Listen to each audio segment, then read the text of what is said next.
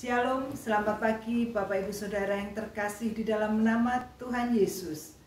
Mimbar Gemar pada pagi hari ini, Rabu 24 Februari tahun 2021. Saya rindu berbagi berkat dari Nehemia pasal yang pertama sampai pasal yang kedua. Nehemia adalah orang Israel yang ditawan. Dia adalah orang buangan. Tetapi walaupun demikian, Nehemia karena kasih Tuhan, dia mendapat kedudukan yang baik.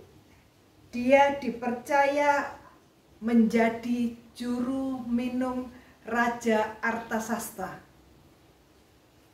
Bukan satu kedudukan yang biasa saja, karena menjadi juru minum raja adalah orang yang terpilih, benar-benar orang yang dapat dipercaya.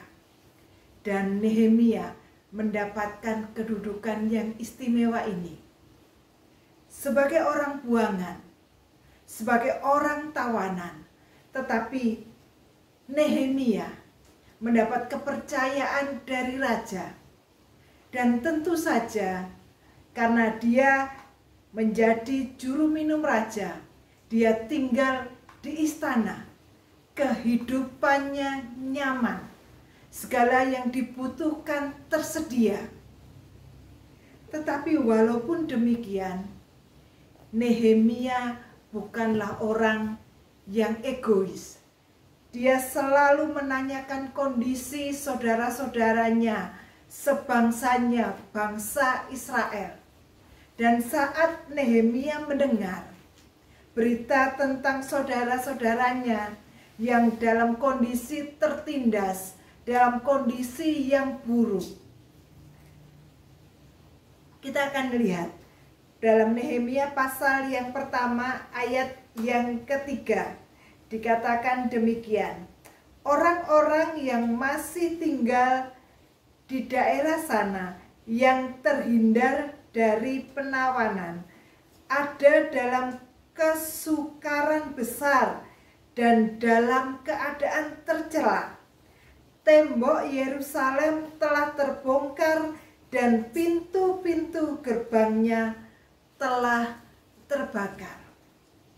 Nehemia mendengar kondisi yang mengenaskan dari saudara-saudaranya yang ada di Yerusalem. Hatinya berduka. Walaupun dia sudah mengalami kehidupan yang nyaman di kerajaan Raja Artasasta, tetapi Nehemia memiliki hati yang tetap peduli.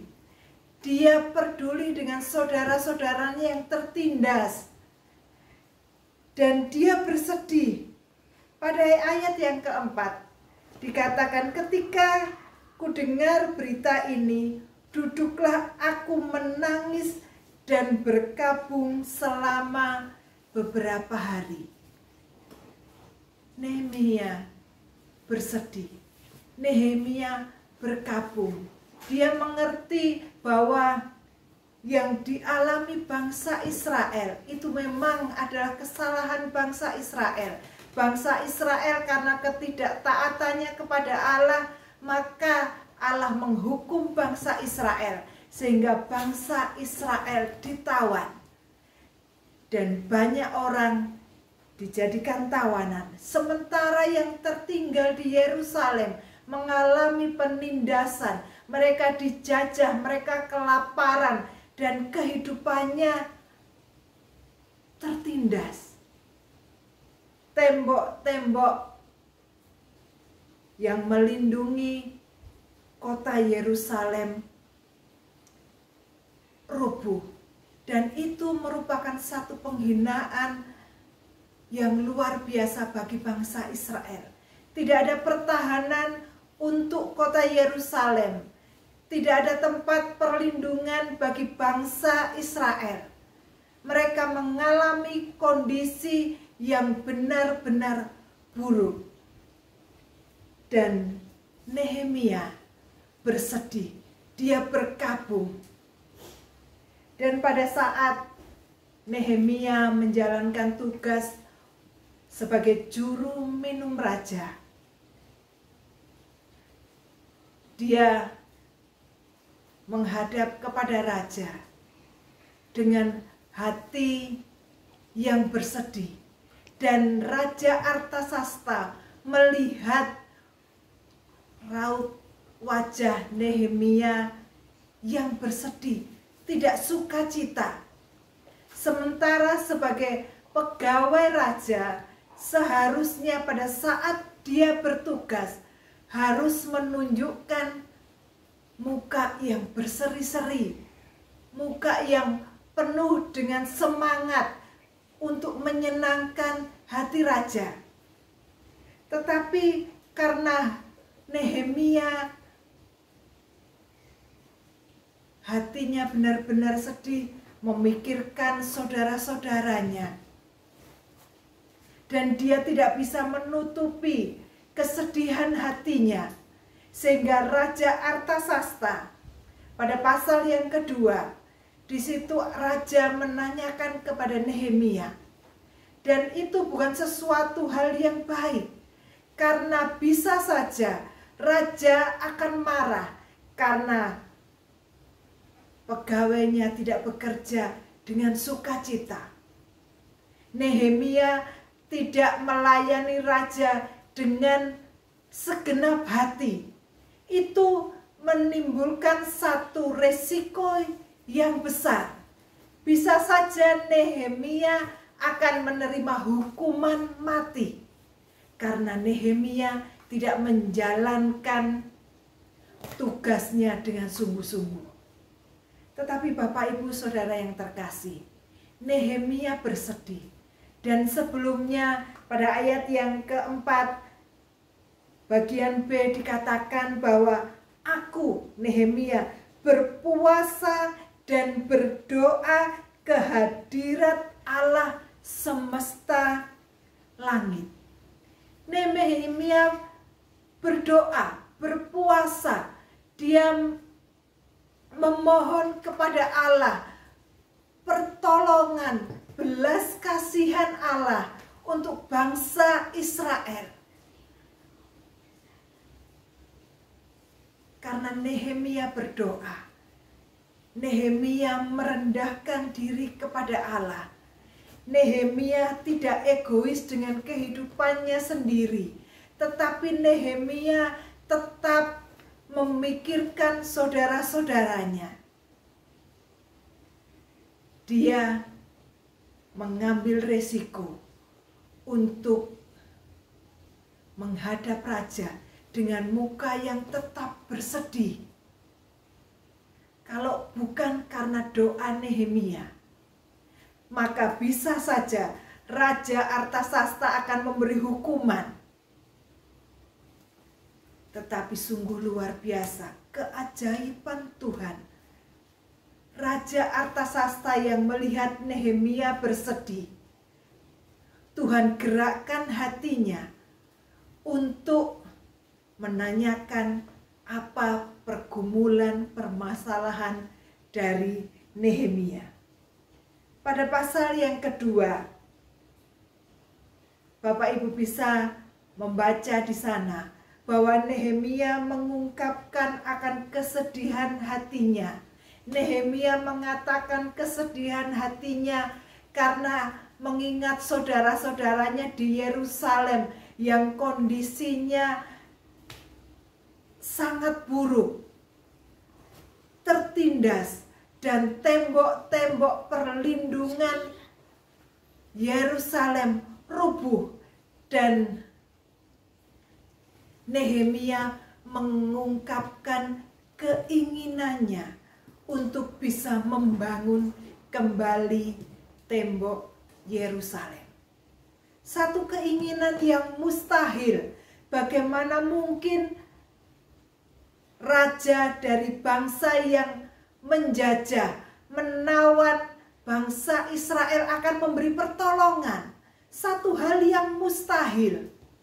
Tetapi kita bisa melihat di sini bahwa Allah mampu melakukan segala sesuatu yang tidak mungkin menjadi mungkin karena kerendahan hati seorang Nehemia.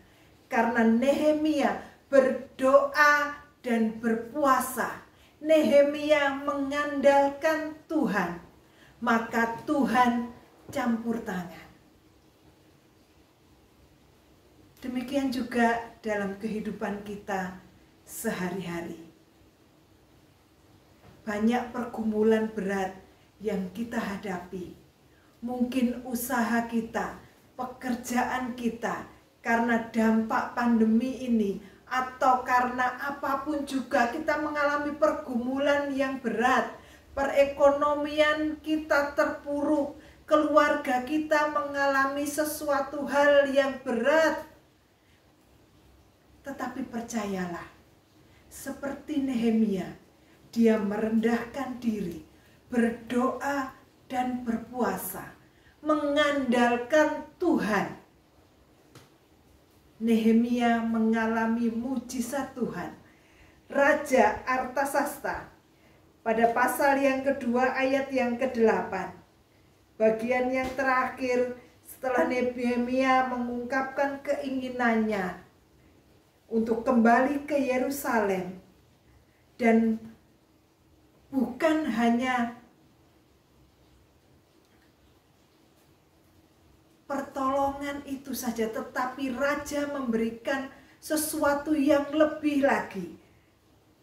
Pasal yang kedua ayat yang ke-8 bagian B dikatakan, dan raja mengabulkan permintaan Nehemia itu karena tangan Allah yang murah melindungi Nehemia. Nehemia diizinkan pula.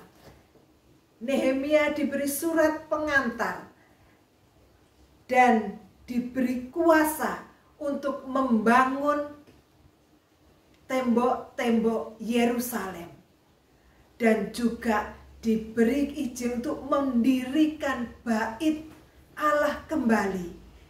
Bait Allah di Yerusalem adalah lambang dari peribadatan, penyembahan kepada Allah. Dan Raja Artasasta, raja yang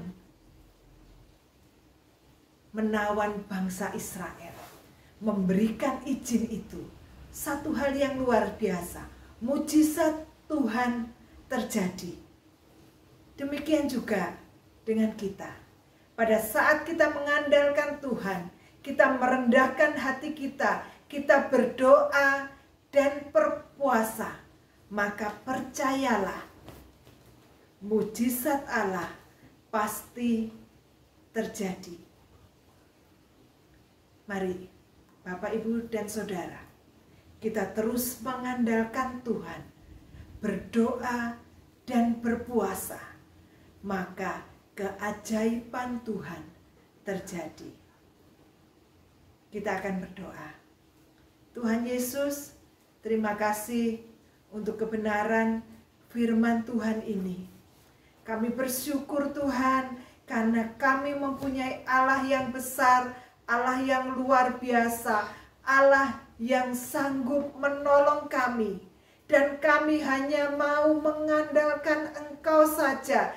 Kami percaya penuh kepada Tuhan. Segala pergumulan, persoalan yang kami hadapi, tidak ada yang mustahil, karena Engkau Tuhan Allah sanggup mengadakan mujizat. Terima kasih Tuhan.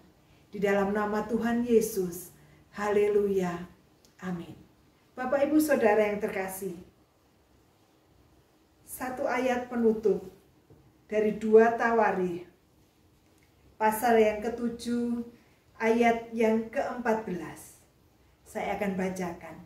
Dan umatku yang atasnya namaku disebut, merendahkan diri, berdoa dan mencari wajahku, lalu berbalik dari jalan-jalannya yang jahat, maka aku akan mendengar dari surga dan mengampuni dosa mereka serta memulihkan negeri mereka.